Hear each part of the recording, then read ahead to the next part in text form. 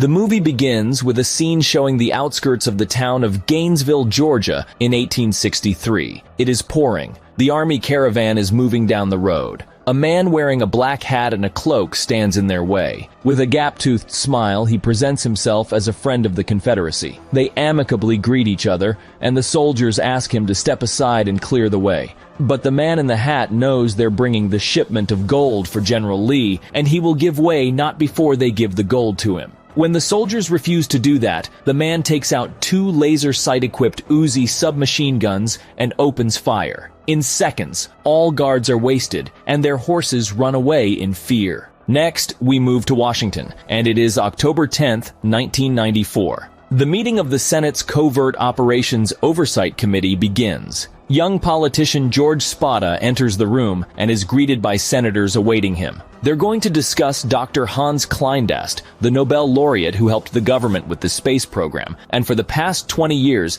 has been secretly doing time travel research. Senators are skeptical at first, but George states that Kleindast's work turned out to be a total success. After that, the senators start listening carefully. Spada explains the details and says that one cannot travel to the future, as it has not yet been created, but it is possible to go back in time. There is one thing though, changes made in the past may have a catastrophic effect in the present. He explains that it would be extremely dangerous to go into the past and kill Hitler, for example, because future events will change, and this can lead to the fall of mankind. They need to establish a covert agency to police time travel and prevent changes in the timeline, and it will be called the Time Enforcement Commission, or TEC. Its first commander will be Officer Matuzak from Washington, D.C. Police Department. Senators worry about the financial side of the matter and how it will affect the current state of the economy. But George argues that it is not the first priority now because the time interventions have already been made. 10 days ago, the CIA broke up an arms sale to terrorists in Hamburg. What made this different is that the purchase was made with the gold bullion dated 1863 and stamped as the property of the Confederate States of America. It was tested and authenticated. Time travel can give rise to a new type of crime, so they cannot afford to be slow. One of the senators says it sounds like a bullshit Star Wars program to him, but young Senator Aaron McComb doesn't think so and agrees to chair the Oversight Committee. A beautiful young woman named Melissa Walker stands near the watch boutique at a mall, and a young man comes up to her and says that there's never enough time to satisfy a woman. Melissa replies that you never want to miss an opportunity, turns around and kisses the young man. This is her husband, Max Walker, the DC Metro Police officer. They're walking around the mall, and Max notices how a thief on the roller skates rips out an old lady's purse. Max blocks him the way, raising his foot before the thief's face and says, "Read it, Wolverine. Between the lines. I should get the fuck out of here." The guy has no choice but to return the purse to the old lady. She smiles and thanks Max. Max looks up and sees 2 shady-looking men who are watching him closely, but when he turns around again, they are gone. Max joins his wife and they continue walking around the shopping center. Melissa asks if he decided about the new job at the TEC. Will there be duty trips, and whether the job is dangerous? Max says jokingly that he doesn't bake cookies for a living anyway. A man with a parrot on his shoulder approaches them and offers to take a photo. Melissa talks Max into taking a photo and says that he will look at it very often. As it turns out later, the girl is totally right about this. It's raining outside. Melissa and Max are making love in their cozy home by candlelight. A thunderstorm arises in the evening. They are lying in bed, and Melissa wants to tell Max something, but she is interrupted by a phone call which Max just has to answer. At work, his colleague called in sick, and Max has to replace him. He puts on his police uniform, and Melissa is unhappy. She was going to tell him something important. Max tells her to take it easy and just wait for him, promising that they'll talk when he's back. When Max steps outside, he immediately gets hit in the face with a buttstock, and then some thug kicks him down from the porch. Melissa sees all this and screams, but the other thug grabs her hair and drags her back into the house, shutting the door behind him. 2 thugs approach Max. These are the men he saw at the mall. They start butchering Max and then shoot him.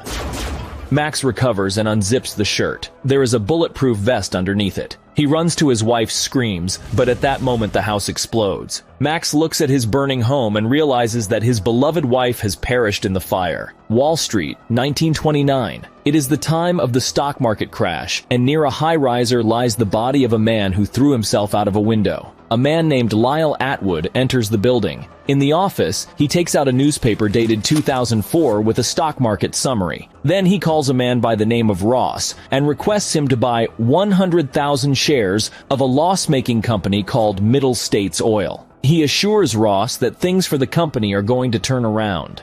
At this time, a portal appears in the room, and Max Walker comes out of it. Lyle and Max used to be partners in TEC before Lyle went wrong, and began to use his duty status for his own profit. While they talk, Lyle manages to quietly press the alarm button under the table. Then, two guards come into the room, and one of them is going to beat Max in the old English boxing style. I went 10 rounds with John L. Sullivan himself. Max makes short work of him. I saw Tyson beat Spinks on TV.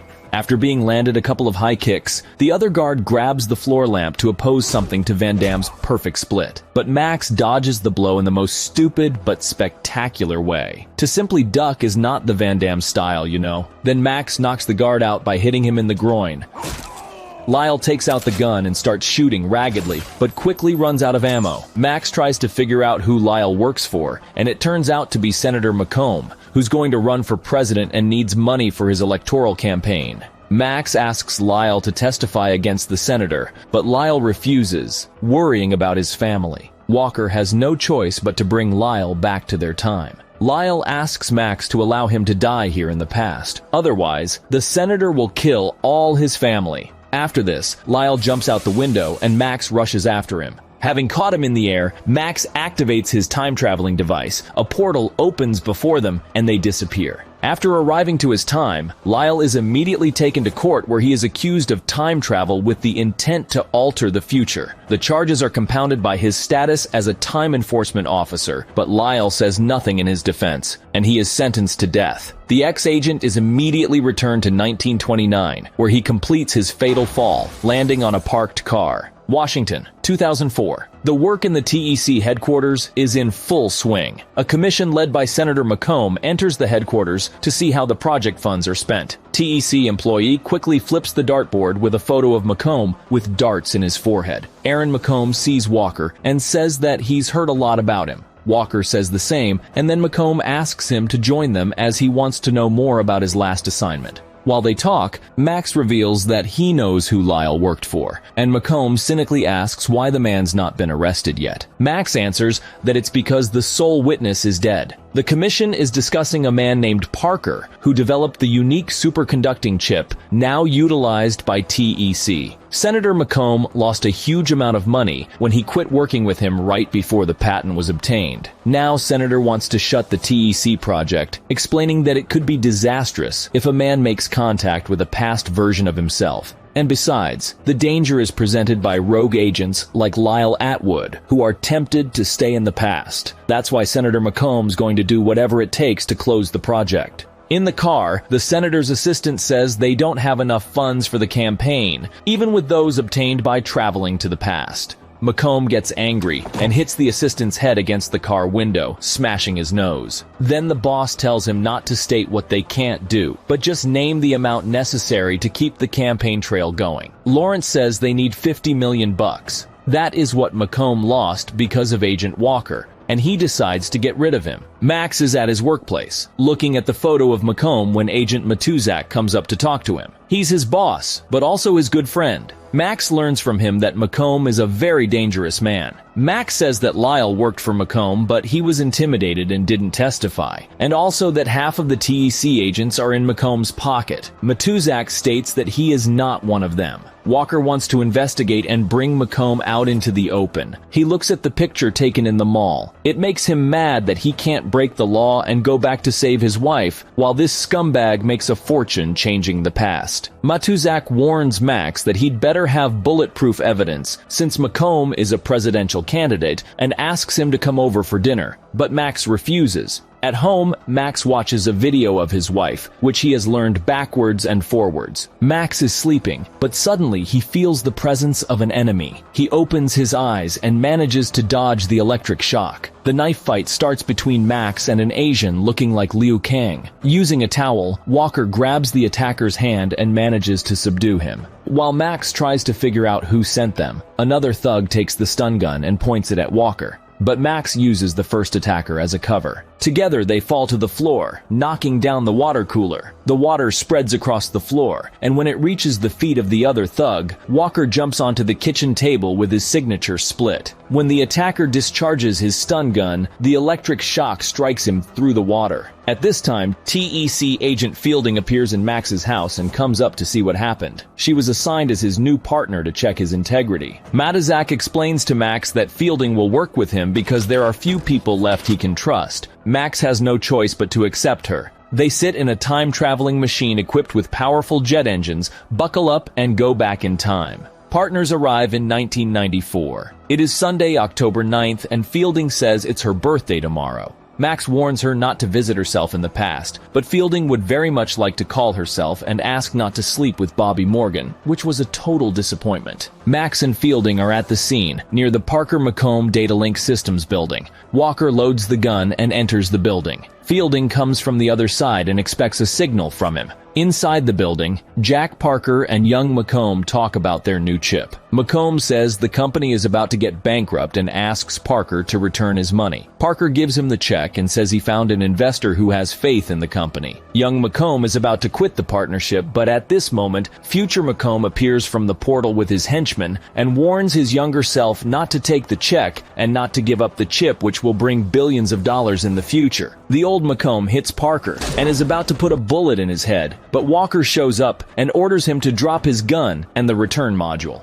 But then Fielding puts a gun to Walker's head, as she is the rogue agent working for McComb. McComb's henchmen capture Max, and the senator shoots and kills Parker. He's going to do the same to Walker, but Max breaks free and a gunfight starts. The older McComb tells his younger self that this company is now his own, and gives him an envelope with further guidance on how to run the business. Having dealt with the thugs, Max is going to sort things out with McComb, but then Fielding gets in his way. McComb wants to activate the return module, but Fielding asks him not to return without her. Not wanting to take her with him, the dull-witted McComb shoots her first, giving Walker time to escape. Then he returns to the future. Walker also returns to his time, and he is puzzled by what he sees. Matuzak says he's lucky to be able to come back because the authorities are going to destroy all the time machines. The company that produces the chips is the property of McComb. He is way ahead in the polls, and almost everyone switched to his side.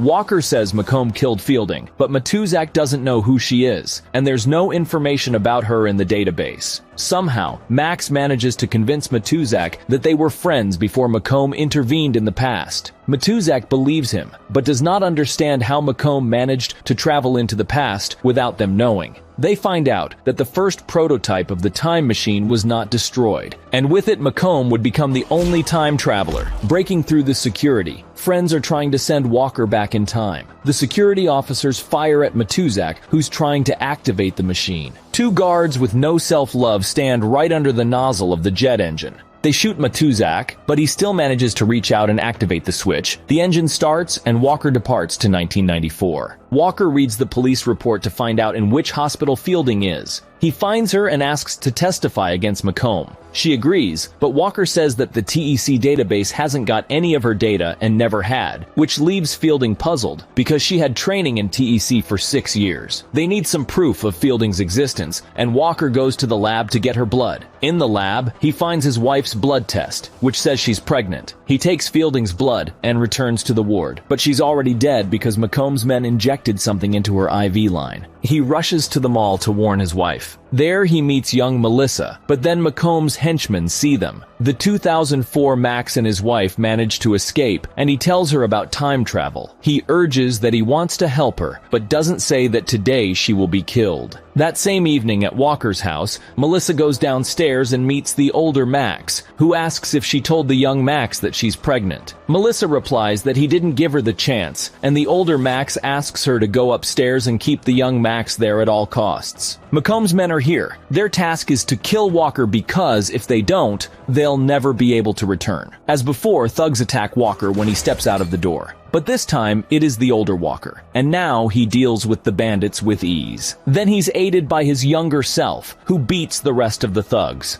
2 walkers defeat all the Macom's henchmen, although the last of them, the big guy, still manages to knock the young Max out just before the older Max kills him. The older walker comes up to the room where the 2004 Macomb took Melissa hostage. There's a bomb in the house, and Macomb is ready to blow himself up together with Walker because he knows that his younger self will survive and become president by using his instructions. But the older Max foresaw this and lured the 1994 Macomb to the house, so he suddenly appears behind Walker. Melissa hits Macomb in the groin and breaks free, but Macomb shoots her in the shoulder. Then Max pushes 2 Macombs together, and because of the paradox, they merge into a writhing, bloody mess before disappearing from existence forever. They need to get out because the house is about to blow up. Young Max lies on the lawn, and the older Max takes Melissa out of the house and puts her down next to him. Walker returns to his time and sees that his friend Matuzak is alive and kicking, and he doesn't even remember that firefight with the security. Walker asks him about Senator Macomb and learns that 10 years ago he called off all his appointments and disappeared without a trace. Fielding passes by and Max tells her that Bobby Morgan's still waiting for another chance. Fielding smiles, but she's totally puzzled because she doesn't even know Max. When the criminal senator disappeared, a new timeline emerged. When Max gets to his house, a 10-year-old boy runs to him, calling him Dad,